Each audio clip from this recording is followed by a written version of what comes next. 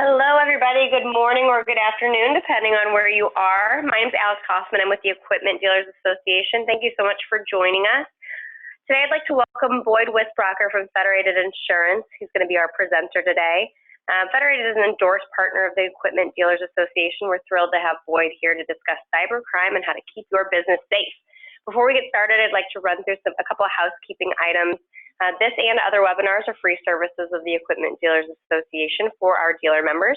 The Equipment Dealers Association serves its members by advocating in Washington, D.C. and by providing industry relations services such as contract reviews. You should be receiving your 2018 invoices soon if you haven't already, and we encourage you to renew your membership so we continue to provide these valuable services.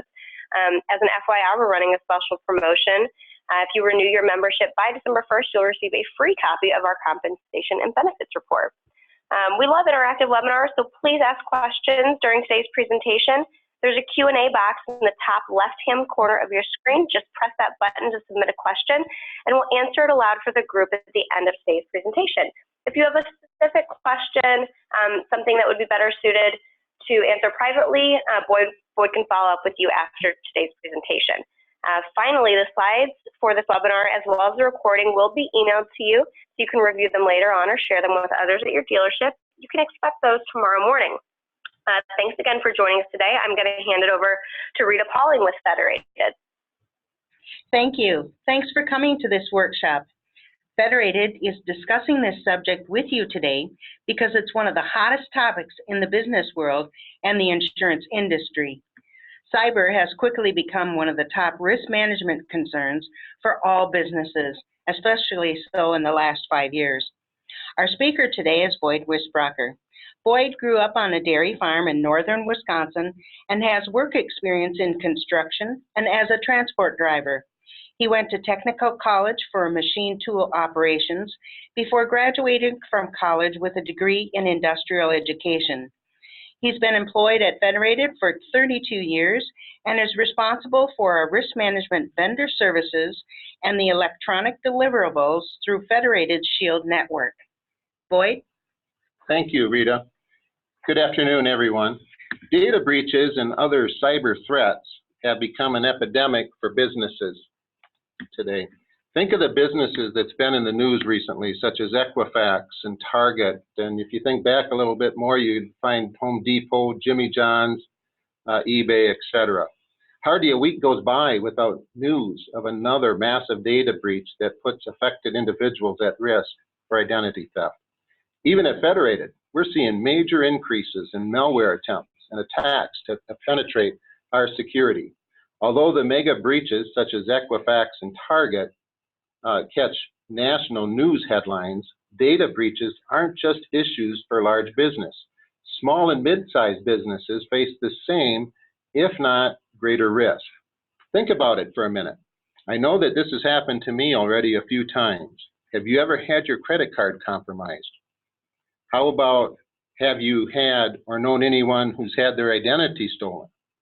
When we hear about events in the news and we experience it firsthand, I think it's a pretty good indicator that cyber crimes happen all too often and we're susceptible to them. Because you, as business owners, understand the tremendous benefit of using the internet, computers, and technology, my goal today is to make you think about how your business can potentially be a target for criminals to steal, spy, and cause a major disruption for you. We'll be discussing first, what's the problem? Specifically, what is the difference between data being compromised and other cyber threats? Because there is a difference between the two risks. Next, how do these nightmares happen to businesses? We'll be going through some true life examples, and you can decide for yourself if these scenarios would apply to you. Think of Target Corporation and the breach that they had in 2014. What types of direct and indirect losses did they have because of what happened? Loss of sales, loss of customer confidence, loss of stockholder value. Now, I'm sure that Target has rebounded just fine from this loss, but I want you to think about the disruption of time and finances that these risks pose to your business. Finally, we'll be offering some suggestions on what you can do to help protect yourself both with risk management and some insurance offerings that Federated has made available to our clients. Let's start with the definition of data compromise. Basically, compromised data involves individuals' personally identifiable information being shared without their authorization. Think about the data that you have on your employees and customers. Dates of birth, social security numbers, driver's license numbers, health information, financial account information, maybe credit card information. And you may have other types of information that could also be at risk. Do you think it can't happen to you? Let's walk through 3 different scenarios that involve customer and employee data being compromised. And as we do, I'd like you to think about if something like this could happen at your business. The first, hackers.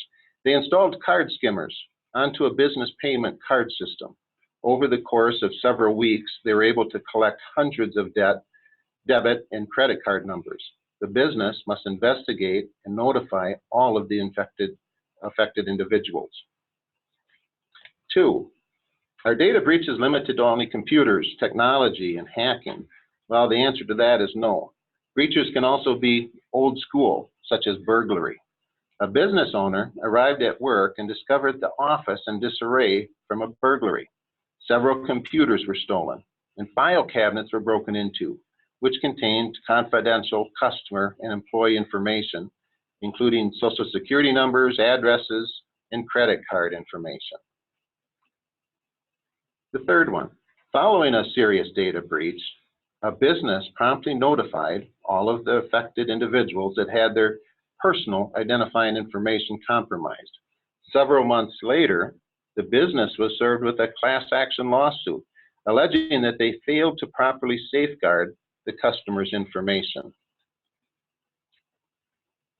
Let's talk about some ways how your private information data can be compromised. First is by mobile computer theft. Do your employees take laptop computers or other mobile devices home at night? This would increase the chances of theft or loss if they do. Another is through trash theft. Dumpster diving is more common than what we may think. All of your confidential records should be thoroughly shredded before disposal, and if not, you may be at risk. How about employee theft? Employees often have access to secure information.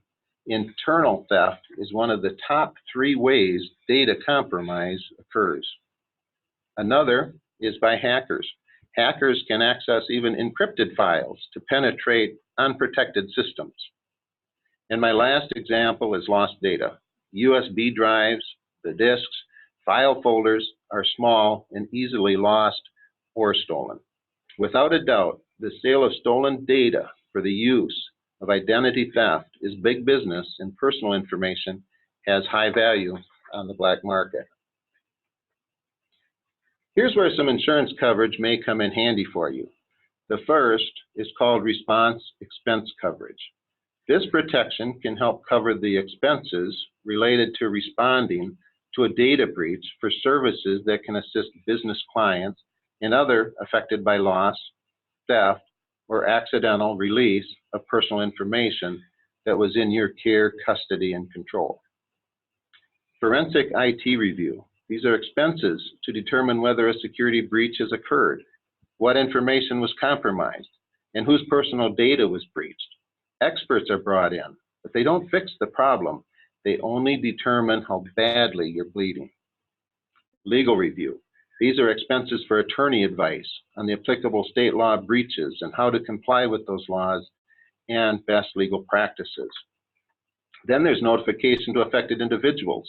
These are expenses to notify parties affected by a data breach, such as assistance in developing appropriate notification wording, printing, addressing, and mailing costs. Then there's services to affected individuals. The cost of informational materials, toll-free helpline, credit monitoring services to help the affected individuals for 12 months from the date of the notice, and identity restoration case management for identity theft victims. public relations services, cost to hire a professional firm to assist with communicating with outside partners after a data breach. Let's think about these two scary statistics to data breaches from 2015. The $217 represents the average cost per compromised record in 2015. We'll go into more later of what makes up this number. And 49%. That is the percentage of attacks in 2015 that were considered malicious or criminal, as opposed to just human error, mistakes, or lost equipment. Data compromise, defense, and liability coverage. This protection helps cover the costs to defend against and the legal obligations to pay or settle third-party claims and suits brought by affected individuals as a result of the data breach. Defense and liability for the compromise is one place you'll definitely want your insurance to come into play. Even when a data breach is handled properly, affected individuals can still potentially hold you responsible for the consequences. Individuals may allege failure to safeguard information or prevent the breach, or failure to provide sufficient and timely notification. They may also allege emotional distress. No matter how a company responds, there's always a risk of class action lawsuits and liability claims. Responding to and defending against these claims and suits can be a severe liability exposure that is typically not covered by standard commercial general liability insurance policies. Some states vary about who must comply to state notification laws, what's defined as personally identifiable information, what constitutes a breach, and the requirements for notice. We'll talk about the insurance protection for data compromise in a little bit. At this point, though, please understand that data notification laws are a major reason why a situation involving compromised data can become so expensive to you. We've discussed compromised data. Now let's talk about cyber risks. The term cyber can be a very confusing subject. When someone says cyber, it can have different meanings for different people. Basically, today's business world has become very dependent on a wide range of technology. Who attending the session has not become dependent on technology, computers, and the internet to operate their business? That's why you have become a target for tech-savvy criminals. In its simplest form, cybercrime is an attempt to damage, disrupt, or gain unauthorized access to a computer, computer system, or electronic communications network. In other words, a cyber attack may target a computer system, a smartphone, or any individual computer. A cyber attack. Think it can't happen to you? I hope it doesn't, because attacks of the types you see in the screen can brutally impact your bottom line. Do you recognize this scary looking monster on the screen? He's known as malware, which is the nickname for malicious software that will be used to disrupt your computers, gather sensitive information, destroy or corrupt data, or gain access to private networks. Here's how malware happens. Due to poor software protection, a business's computer network becomes infected with a worm, which subsequently is transmitted to other third parties through outgoing emails. The affected third parties now have damages and demand financial recourse from you for sending them the malware. Transmitting malware is just one type of cyber risk. The others on the screen are all separate and unique components of other risks. Ransomware often starts with an email attempting to phish an employee into opening an attachment or clicking on a link. The number of emails that Federated blocked in 2016 containing malware was 242,186 emails last year.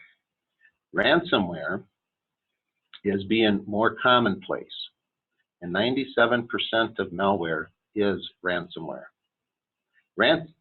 A study released in January of 2017 showed that 48% of companies infected by ransomware actually paid the ransom. Starting in 2013, malware began to explode in volume, as you can see by the chart on your screen. Email phishing is the largest threat at 63. Web drive-by comes in at a close second. This is users browsing the internet with a legitimate web page being compromised. Next, we're going to cover cyber insurance coverage. The first type is called computer attack coverage, and it's a first-party coverage, meaning that it's for your own loss. The expenses listed here are loosely in order of how a response to a computer attack would unfold. Data restoration. Cost to hire a professional firm to replace lost or corrupted data from electronic sources, such as recovering files from backups. Recreation. Cost to hire a professional firm to research, recreate, and replace lost or corrupted data from non-electronic sources, such as re-entering or scanning in data from paper copies. It's recreating data that can't be brought back electronically. System restoration. These are costs that it would take to hire someone to restore the computer system to a pre-attack level of functionality by replacing or reinstalling software, removing malicious code, and reconfiguring the computer system. Business income and extra expense. This helps replace lost income or pay extra expenses during a system and data recovery following a covered cyber attack. And public relations services. Cost to hire a firm to help communicate with outside parties following a computer attack.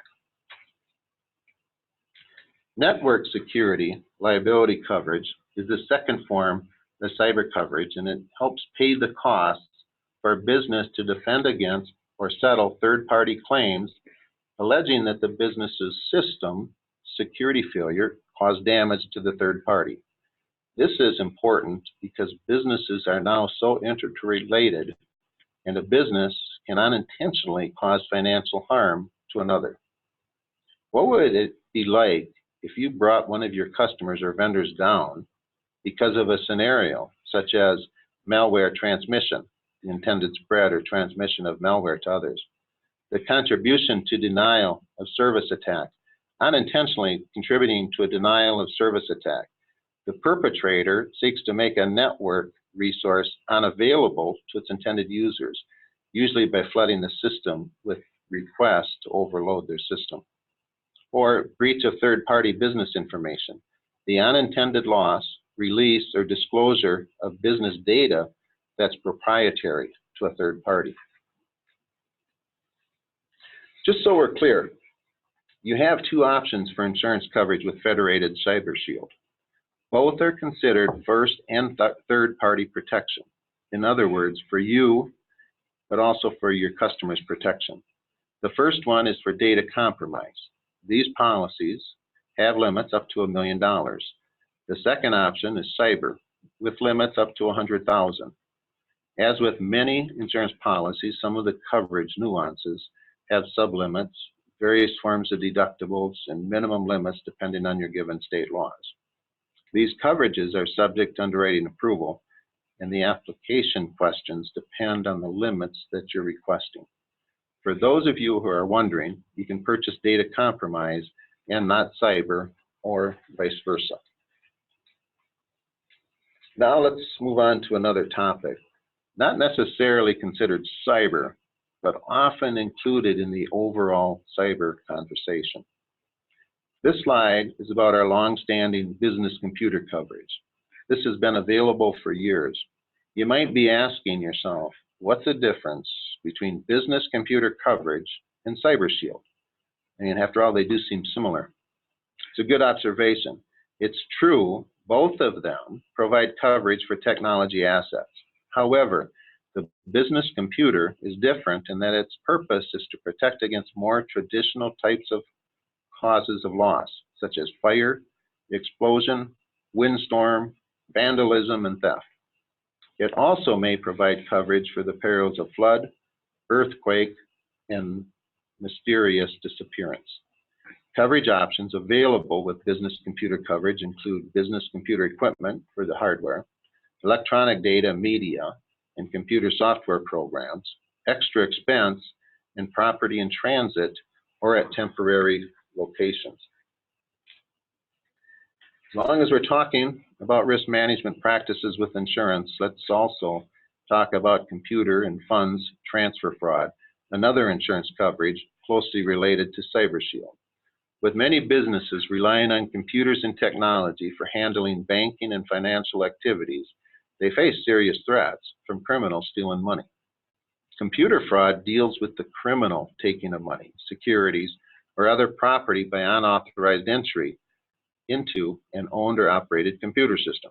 An example would be a criminal hacking into a business computer system and transferring funds from the businesses or their bank's premises. And then funds transfer fraud deals with the criminal taking of money or securities by fraudulent written, electronic, telephone, or teletype communication, also by unauthorized parties. An example would include an imposter posing as the business owner who successfully contacts the business's bank and has money wrongfully wired out of the transfer account. As we've outlined today, cyber risks are broad, they're complex, and they're always changing. Other cyber exposures exist, like the ones listed on the screen, that are either not covered by a specifically excluded form, the data compromise and cyber coverages. Federated can help procure coverage for some of these exposures, along with access to higher limits for similar coverage through a partnership with Primary Source Insurance Agency. Preventing and controlling cyber threats is an essential ingredient of an appropriate and effective cyber risk management program. Through Federated's Shield Network, clients gain 24/7 access to a program called RISKHUB, an online risk management resource. RISKHUB provides value-added risk prevention information and technical resources, such as the ones that you see on the screen. One tool that I'd like to tell you more about is our risk management plans that you can find in Federated Shield Network. One of them, called the Cybersecurity Plan, provides 7 steps of instruction supported by resources in Risk Management Hub that can help you develop a plan customized for your business. The step 1 is to identify your business's cyber risk. This step provides a link that takes you to the Small Business Administration, which has a course that can help you understand and identify your cyber risks. Step 2 is to assess your risk. This has 2 links that's provided with it. To assess your risk, it can be helpful to start by asking yourself, what are you trying to protect about your product, services, customers, vendors, communication, and informational networks? There's a couple pieces of information in here and resources that can be especially helpful to you. The first is a quick e-risk assessment provided by eRisk that will walk you through some assessments of your business. And then there's a modeling tool that includes a data breach cost calculator so that you can estimate the cost that if your system is breached, what it might cost you. Step 3 is to develop your data and your privacy security plan. There are 2 great resources that may help you. The first is from the FCC, Federal Communications Commission, Small Business Cyber Planning Guide. And second, there's a sample risks and controls that help guide you in developing your plan. Step 4 is to create your policies. There are several sample policies within eRiskHub that are downloadable in Word format. And some of these policies that's available to you is an incident response plan, mobile computing policy, personal device use policy, physical security policy, hosting and removal of online content, sample website privacy policy, sensitive information handling policy, and social networking acceptability use policy. All these tools are designed so that you can custom to your business and use these to start so that you can have a policy in place to develop your cybersecurity plan. Step 5 then is to communicate your program and company expectations to all employees. Through effective communication, your employees will learn what behavior or performance changes are necessary. Review the program with your employees once you have it developed and make a reference copy accessible to them when they're at work. Step 6, train your employees. The best security technology in the world can't help you unless employees understand their roles and responsibilities in safeguarding sensitive data and protecting company resources. Training employees is a critical element to security. They need to understand the value of protecting customers and customer information and to keep their role in keeping it safe. A good piece to use in the training is found in RISKHUB and is titled 10 Security Tips for Small Businesses. And then step 7 is monitor the results. Regularly measure the effectiveness of your data and privacy security plan to ensure that employees are properly and consistently implementing your practices. In closing today, we discussed the problems related to compromised data and cyber attacks, how criminals are able to access various technology systems, especially with small businesses, the devastating time and financial consequence it can have on your business, not to mention your own personal stress and strain, some of the risk management resources, including some new insurance offerings that Federated has available to our clients. My goal today was simply to make you think about whether or not your business is vulnerable to criminal attack through the use of computers, mobile devices, Wi-Fi, and other technology that you use in your operation. And I hope I was able to accomplish that. So we have a little time left. Is there any questions out there that you might have for me?